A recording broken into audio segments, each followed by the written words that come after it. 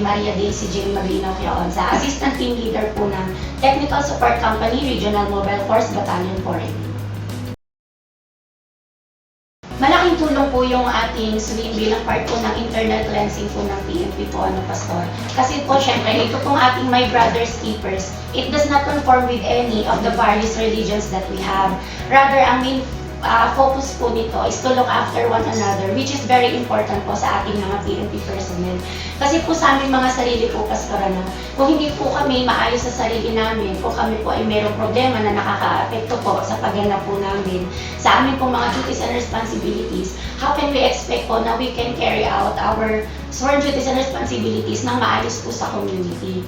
Malaking bagay po na bawat squad po, may squad leader na tumitingin sa mga squad members to make sure po na yung ating mga squad members po ay well taken care of mentally, spiritually, hindi lang po physically. Kaya napakalaking bagay po kasi syempre nga po, di ba, we abide by the rules, but first, we should abide by the words of the Lord. Pagdating naman po sa aspect po ng family, napakalaking bagay po, Pastor. Kasi syempre po, di ba, bago po tayo maging community helpers, tayo po first ay members po ng family. Kami po ay ina, ang iba po ay anak, ama, asawa, kapatid. So kapag po tayo ay maayos po na member po ng family natin, no, na tuturuan, nagagabayan po natin yung mga kasama po natin, yung mga anak po natin, kapatid natin, natutulungan po natin yung mga magulang natin, hindi lang po financially, spiritually po, napakalaking bagay po niyan para magkaroon po tayo ng harmonious relationship po within the family. At kapag po ang isang tao nasa isang peaceful and harmonious na family po siya, it radiates towards the people around the person po. Nagra-radiate po towards other people yung positivity, yung magandang kalooban, yung malinis na puso po na meron ka. Mas nade-deliver po natin ng maayos yung trabaho po natin. Malaking tulong po, Pastor, kasi personally po, hindi po ako mahilig magbasa ng Bible. But ang natatandaan ko po, according to the Bible, love one another. Let all you do be done in love, with love. Kapag po yung mga bagay ginagawa po natin na may pagmamahal, maganda po yung resulta niyan.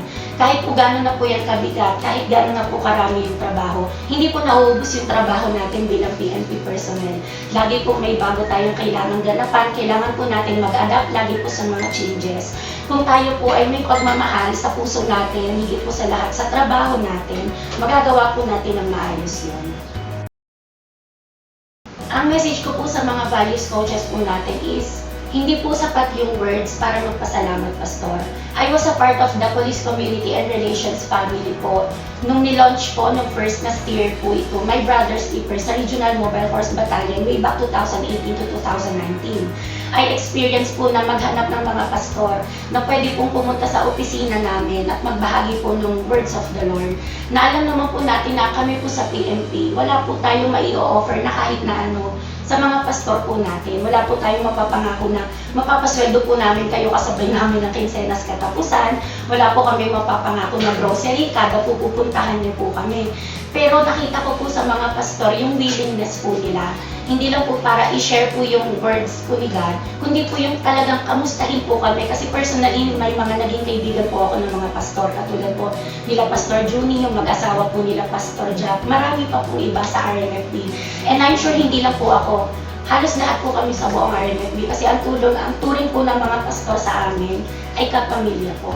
Lagi po may kamustahan, hindi lang po yan nagtatapos sa tapos na yung weekly swim natin, complain na kayo, sige, sa susunod naman. Hindi po kasi na-experience po namin na nalipat na po sila sa ibang assignments. Napupunta rin po sila sa ibang provinces and ibang region kung hindi po alam yung karamihan.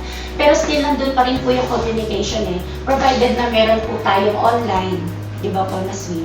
So again po, maraming salamat. Hindi po sapat yung words, but know po na yung pagdadasal niyo po para sa amin, tinutumbasan din po namin ng pagpapasalamat at pagdadasal po sa Panginoon.